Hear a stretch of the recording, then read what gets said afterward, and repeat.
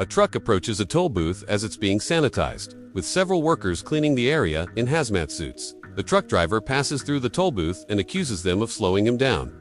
But the workers assure him that nothing is wrong, and that the area is just being sanitized as there was a small leak at a nearby nuclear plant. As he passes the toll booth, he is distracted by his ringing phone and accidentally runs over a doe. After inspecting the scene, he gets back in his truck and drives off. However, the doe staggers to its feet despite the crash and turns to reveal that it is infected. Meanwhile, in Seoul, Seok-woo is a busy fund manager who barely has time for his daughter Sue, let alone his divorce. After a stressful day at work and accidentally buying Sue and the same birthday present he did last year, Suan reveals that she wants to visit her mother in Busan. Seok-woo is initially reluctant due to work, but his mother convinces him otherwise by showing him a video of Suan singing Aloha-o at a school recital. She stops singing in the middle of the song, which he couldn't attend due to work. Out of guilt, Seok-woo books the next KTX train, bound for Busan, the next morning.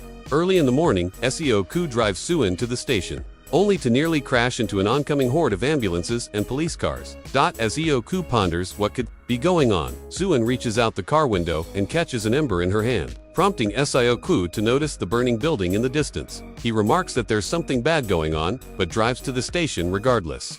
They board the train, which is also occupied by the tough working-class husband, Sang-hoos, and his pregnant wife, Song-kyung, a high school baseball team, rich, but selfish CEO, Yeon-suk, and a pair of elderly sisters, In-gil and Jong-gil, and a homeless man who seems to be aware of the zombie situation. As the train prepares to leave, a spasming young woman boards the train with an enormous bite wound on her leg. Outside the train, station manager then signals the KTX to leave, only to notice a group of people on top of the stairs of the station, screaming at something unseen. Suan watches through the window as the manager is quickly ambushed by a rabid human, which only she witnesses. Frightened, Suan gets up to go to the bathroom.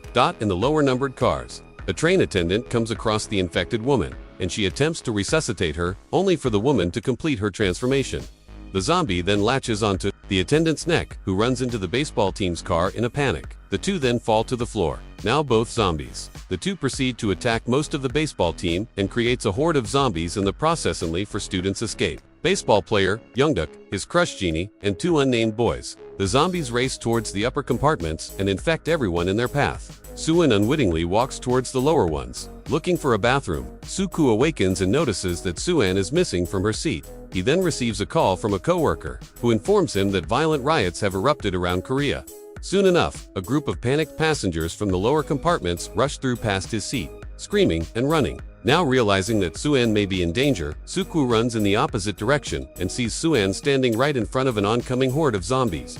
He grabs her, and they are chased by the horde, but Seok-woo successfully reaches his compartment and attempts to barricade it, nearly locking Sung-hwa and Sung-kyung out in the process. The survivors struggle to barricade the door, then realize that the zombies do not know how to open it and merely charge at the sight of humans. Song-kyung uses water and newspapers to cover the windows, which remedies the situation by causing the zombies to think they are not there. The conductor reassures the survivors over the intercom that the train will not go to Busan but stop at Taegu Station, as he has been informed that the military has been dispatched there. Yeon-suk calls his company friends and asks about the situation at Taegu, which Seok-woo overhears and deduces from it that all arriving passengers at Taegu will be forcibly quarantined. He makes a private call to a coworker and convinces him to pick him and Suam up separately so they won't be quarantined.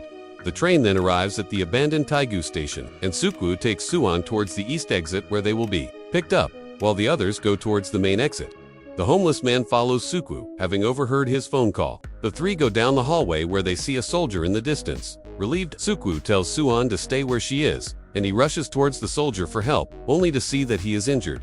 The soldier begs them to help him before a horde of infected soldiers round the corner, trampling and consuming him. The rest of the survivors head out the main exit. Towards the bottom of the escalator, the survivors see a large group of uniformed men and realize the soldiers are all infected, and the deployment has failed. Several of the passengers are eaten and infected as they scramble back up the escalator and back into the station. Seok-woo, still inside the station concourse and facing zombies, tells Suan to run. She does so and bumps into Sung-kyung and Sung-hwa, who are rushing back to the train with the others. Sung-kyung takes Suan and runs to the platform, while Sung-hwa fights off the horde with Seok-woo, Youngduk, and the two other baseball players. Once they manage to lock the exit door, they run to the train. Youngduk's two friends are attacked and infected when they reach the platform. Meanwhile, Jin-hee, Yeon-suk, and a few others have successfully boarded the train. Sung-kyung and Suan are also boarding when a glass bridge above the train shatters and sends zombies raining onto the platform. One of the zombies falls between In-gil and Jong-gil, separating them. Jong-gil is forcibly dragged aboard Jin-hee's compartment, and she watches In-gil, Sung-kyung, and Suan run in the opposite direction. Sung-kyung, Suan, In-gil, and the homeless man barricade themselves inside a bathroom in one of the lower infected compartments, while Yeon-guk, Seok-woo, and Sang successfully get onto a safe compartment. Sang-hwa calls his wife and realizes she is trapped in the bathroom with a few others. Unwilling to leave them to die, the three of them begin fighting through the lower compartments to rescue them. In the process, they discover the zombies are blind in the dark and only react to sound. They use this to their advantage and manage to rescue them, and they all run together towards the first compartment, where Yeon-suk, Jin-hee, Jong-gil, and the manager are. Yeon-guk texts Jin-hee that they have rescued the survivors and are headed towards her compartment when she happily tells the others. They react with hostility and decide to lock the door to their compartment to prevent the group from entering. With the door locked, Yeon-guk attempts to break it open, while Seok-woo and Sung-hwa struggle to keep the zombies from entering on the other side. Realizing that there isn't enough time, Sung-hwa tells Seok-woo to take care of his wife and leave him behind to distract the zombies. Seok-woo tearfully apologizes and lets go of the door, dragging Soo-yoon and Sung-haen towards the barricaded door. Before he is consumed, Sung-hwa manages to tell his wife the name he chose for their unborn son. The locked door is broken down and the survivors pile into the compartment safely. There is a second door inside the compartment, which they close, although In-gil is not fast enough and she is eaten. Realizing that Sung-hwa and In-gil could have survived as well if the group hadn't barricaded the door. Seok-woo angrily punches Yeon-suk and demands to know why he did such a thing. Unwilling to answer, Yeon-suk lies to the others and insists that Seok-woo and his allies are infected, instilling fear inside the initial group that barricaded the door. They force Seok-woo and the group that just entered the compartment, now joined by Jin-hee, into the hallway between their compartment and the conductor's car.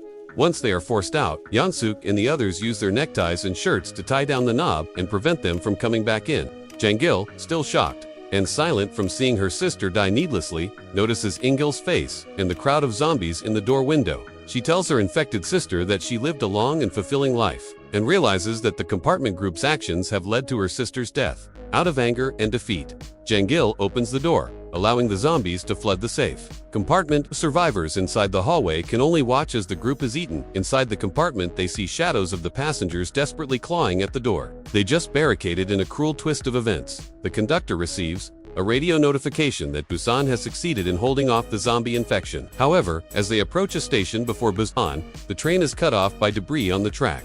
The conductor informs the remaining survivors on the train over the speaker that he will find another train on an unblocked track to drive to Busan, and that they should follow him, but wishes them luck, as they will have to exit the train and survive crossing the zombie-filled tracks.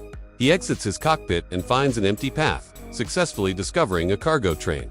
He starts it up and begins going down the track towards Busan, searching for survivors on the tracks. Seok-woo and the others exit the train, and unbeknownst to them, Yeon-suk has survived the horde of zombies in the compartment by hiding in the bathroom. He also hears the conductor's announcement and fights his way out of the compartment. But several zombies continue chasing him as he gets off. Meanwhile, Seok-woo's group is making their way to the cargo train. Suddenly, a burning freight car rushes towards them, and Jin-hee and Yang-guk are separated from the group when the runaway freight rams into the cars of a nearby train, which falls and blocks their path. They go into one of the next train cars to cross over to the other side through the door, not noticing that Yeon-suk, who is being chased by a zombie, is following them. Yeon-suk enters the car and throws Jin-hee behind him, sacrificing her to the zombie. Yeon-guk fights the zombie off and collapses to the ground, cradling the spasming Jin-hee in his arms. Yeon-suk ignores them and manages to pry the door open and runs towards the cargo train. As Jin-hee chokes and begins to turn, Yeon-guk begins to cry, asking why fate had to be like this. He apologizes to Jin-hee for not telling her how he felt about her, as she fully turns and consumes his face and throat. Yeon-suk runs towards the cargo train, but twists his ankle on the tracks, and one of the zombies following him manages to bite his ankle.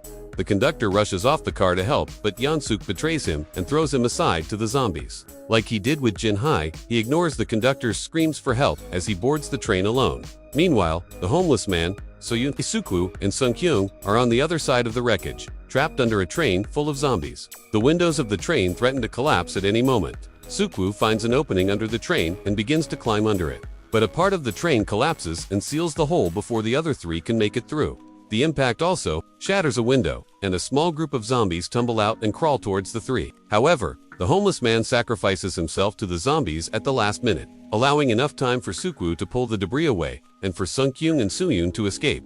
They run towards the cargo train and get on the outdoor platform of it. Seok-woo approaches the cockpit but backs away when he sees Yeon-suk in the conductor's seat, milky-eyed and infected. He initially shuts the door, but Yeon-suk opens it. In spite of being a zombie, the infection has not reached his brain. Yeon-suk approaches Seok-woo and begs him to take him home to Busan. Speaking like a little boy and reciting his address and the name of his mother, Seok-woo tells him he is infected, and Yeon-suk is momentarily shocked and he weeps. But within seconds, he is fully turned. Seok-woo begins to struggle with the zombified Yeon-suk and nearly falls off the ledge of the car. Soo-yoon screams on the other side of the car platform, which attracts Yeon-suk, and he attempts to attack Sung and Soo-yoon. However, Seok-woo intervenes, and his hand is severely bitten. He manages to throw Yeon-suk off the car but notices his injury. Aware that he will turn very soon, he seats Soo-yoon and Sung-kyung in the cockpit and tells them how to use the brakes once they get to Busan Station. He then tries to leave the car, but Soo-yoon begs him to stay and reveals that on the day of her recital, she did not finish singing Aloha. Oh, because she didn't see Seok-woo in the audience, she had been saving the song for her father. The two have a tearful farewell, and Seok-woo holds Soo-yoon's small hands in his for a moment, before throwing them aside and locking himself out of the cockpit. Soo-yoon begins to scream and cry for him to come back. As the infection spreads, Seok-woo sobs as he walks towards the end of the train car, clutching his bloody hand. Soo-yoon continues to cry for him inside the cockpit, as Sung-kyung tries to hold her back. He slowly approaches the back of the train car, fighting the infection, and begins thinking of when Soo-won was an infant, recalling his happiest memories of cradling her and holding her small fingers and toes. As he did in the cockpit before, the infection takes hold, his eyes going white and veins going dark. However, in spite of being fully zombified, Seok-woo continues thinking of Soo-yoon, and he smiles happily towards the sky before falling off the car and onto the tracks. It is left ambiguous as to whether this was due to his body spasming or him jumping off the car in an act of suicide to keep Soo-yoon and Sung-kyung safe. The train car finally arrives at the tunnel leading to Busan Station. However, the track is blocked off with debris.